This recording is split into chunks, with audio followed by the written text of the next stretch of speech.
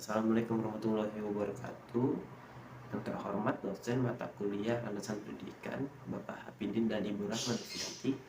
Sebelumnya mohon maaf, izinkan saya memperkenalkan diri. Nama saya Holidur Rahman Atria. Saya dari jurusan Pendidikan Bisnis, Prodi Ekonomi Administrasi dengan NIM 1707622071. Di sini saya akan menjelaskan tentang hasil wawancara yang sudah saya lakukan kemarin. Saya mewawancarai salah satu guru ekonomi saya di SMK Negeri 8, tempat saya bersekolah dulu waktu SMK. Beliau merupakan guru di jurusan bisnis dari pemasaran atau dengan singkatnya BDP. Dan saya menanyakan 4 pertanyaan di sini. Yang pertama itu ada pertanyaan, adakah pengaruh ilmu pendidikan dengan ilmu ekonomi? Lalu yang kedua di sini ada pertanyaan, apakah ada proyek atau tugas yang dapat membangun pemahaman siswa dalam mempelajari ilmu ekonomi?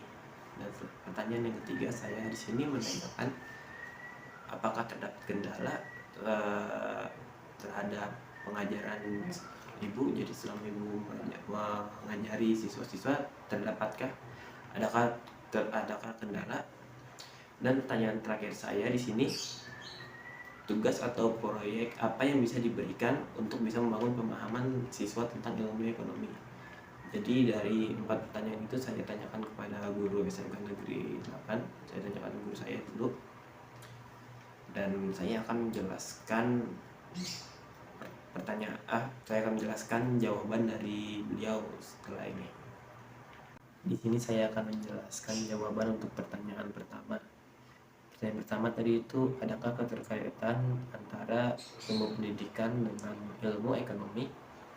Beliau menjawab ada, karena ilmu ekonomi ini sangat bermanfaat di dunia pendidikan. Selain mengetahui tentang inflasi, siswa juga dapat mengetahui pertumbuhan ekonomi di dunia. Menurutnya, pendidikan itu merupakan simulasi tertinggi dibandingkan dengan investasi jangka panjang. Beliau menyimpulkan bahwa yang pertama itu beliau menyimpulkan bahwa hubungan kausalitas antara peranan pendidikan dan pertumbuhan ekonomi menjadi semakin terbukti dan kuat. Sektor pendidikan, terus beliau juga menyimpulkan yang kedua bahwa sektor pendidikan sebagai penggerak utama dinamika perkembangan ekonomi semakin mendorong proses informasi struktural berjangka panjang, karena pendidikan memberikan high of rate untuk masa mendatang. High of rate itu maksudnya seperti bekal untuk di masa depan. Beliau juga berpendapat bahwa pengeluaran pemerintah secara proporsional dan tepat sasaran terhadap program pendidikan rintasan wajib 12 tahun mulai dari SD hingga SMA, itu 12 tahun itu wajib, memberikan dampak percepatan terhadap pertumbuhan ekonomi. Lalu rekomendasi terhadap perbaikan dan perluasan akses secara berkeadilan dan bermutu merupakan keharusan bagi semua warga negara. Secara konkret atau secara luas, keterlibatan masyarakat terhadap gerakan sadar pendidikan hendaknya semakin diperluas agar cita-cita mencerdaskan bangsa Indonesia segera terwujud seiring dengan meningkatnya negara kesejahteraan. Jadi beliau untuk pertanyaan pertama beliau berpendapat seperti itu. Ya, di sini saya akan menjawab pertanyaan yang kedua. Pertanyaan yang kedua itu merupakan apakah terdapat proyek atau penugasan terhadap siswa, dan apakah proyek tersebut dapat membuat siswa memahami materi yang ibu sampaikan. Dan beliau menjawab, tentu saja dapat, karena pembelajaran akan lebih membuat siswa aktif dan memberikan pengalaman belajar tentang ilmu ekonomi yang lebih menyenangkan kepada siswa. Hasil belajar tersebut, hasil belajar ilmu ekonomi siswa terutama pada aspek kemampuan berpikir kritis. Lalu pemilihan fokus ini didasarkan atas pertimbangan dan harapan untuk meningkatkan kualitas hasil belajar siswa yang tidak hanya berorientasi pada penugasan pada penguasaan pengetahuan tingkat rendah seperti yang selama ini dilakukan umum oleh guru-guru di kelas. Dengan memfokuskan tindakan ini pada kemampuan berpikir kritis sebagai konsekuensi dari penerapan model pembelajaran berbasis proyek, diharapkan wawasan akan meningkat baik dalam meningkatkan kualitas proses pembelajarannya maupun dalam upaya meningkatkan kualitas hasil belajar siswa yang lebih bermakna tentang mempelajari ilmu ekonomi yang ada. Jadi beliau berpendapat bahwa proyek atau penugasan terhadap siswa itu sangat penting karena selain dapat membuat siswa belajar untuk belajar kreatif, siswa juga dapat memahaminya atau bisa dibilang dengan praktek dari pembelajaran teori yang sudah dipaparkan oleh guru tersebut. Ya, lanjut untuk pertanyaan yang ketiga. Tadi pertanyaan saya, apakah terdapat kendala ketika ibu memaparkan suatu materi kepada siswa? Beliau menyampaikan bahwa pada masa pandemi ini beliau sangat sulit menyampaikan materinya karena pertama, kendala koneksi internet. Karena koneksi internetnya suka terputus, beliau susah memaparkan materinya karena terkadang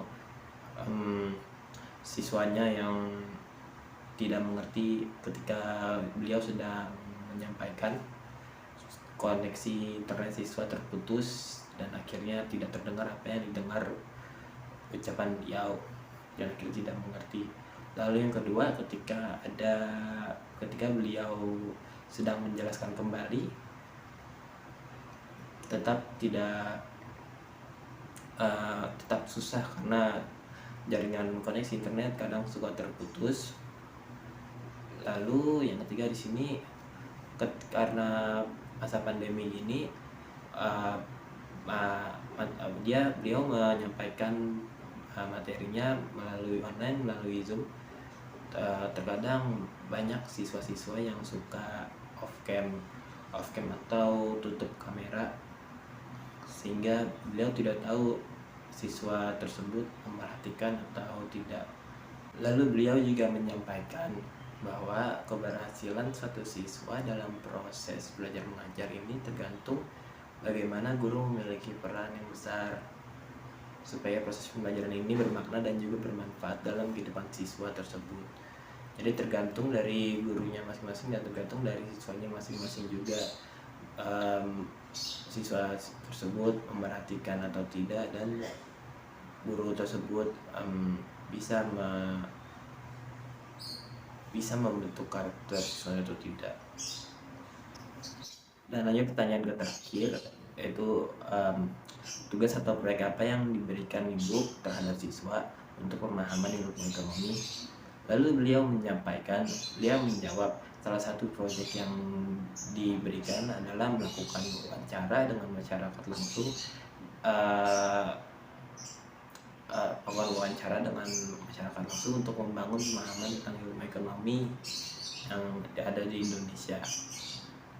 Yaitu beliau memberikan tugas untuk mewawancara tentang bagaimana pertumbuhan ekonomi di Indonesia, lalu tentang inflasi yang sering terjadi, tentang suku bunga yang tidak tentu, dan bermacam-macam jenis ilmu ekonomi yang lain. Selain itu, beliau juga memberikan tugas mind mapping untuk kekreatifan siswa, dan dengan tugas ini siswa dapat lebih mudah memahami materi yang beliau paparkan. Selain itu juga beliau juga memberikan tugas atau proyek seperti presentasi sendiri-sendiri maupun presentasi berkelompok dengan tujuan untuk memperdalam untuk memperdalam keahlian dalam presentasinya atau public speakingnya, agar di masa depan dia terbiasa berbicara dengan banyak orang. Lalu setelah itu seperti biasa dengan tugas-tugas lainnya juga memberikan tugas teori seperti tugas pilihan ganda, tugas pengerjaan soal pilihan ganda maupun esai, dan juga pastinya ada ulangan. Beliau juga ketika sedang memaparkan materi, beliau sering menyuruh siswa untuk maju atau dipanggil. Beliau memanggil siswa tersebut satu persatu untuk menjelaskan materi materi apa yang telah ia paparkan kepada siswa tersebut. Beliau ingin mengetahui apakah siswa-siswa tersebut memahami materi yang dipaparkan atau tidak. Namun jika tidak, beliau akan memaparkannya lagi sehingga siswa-siswa tersebut mengerti. Sekian video penjelasan dari saya. Sebelumnya mohon maaf karena banyak kesalahan yang saya lakukan, terutama dengan logat saya yang terbata-bata seperti ini, karena saya belum terbiasa berbicara di depan kamera dan berbicara di depan orang-orang banyak. Sekali lagi saya mohon maaf, terutama untuk Bapak Hafidin dan Ibu Rahma Novianti. Semoga apa yang saya sampaikan ini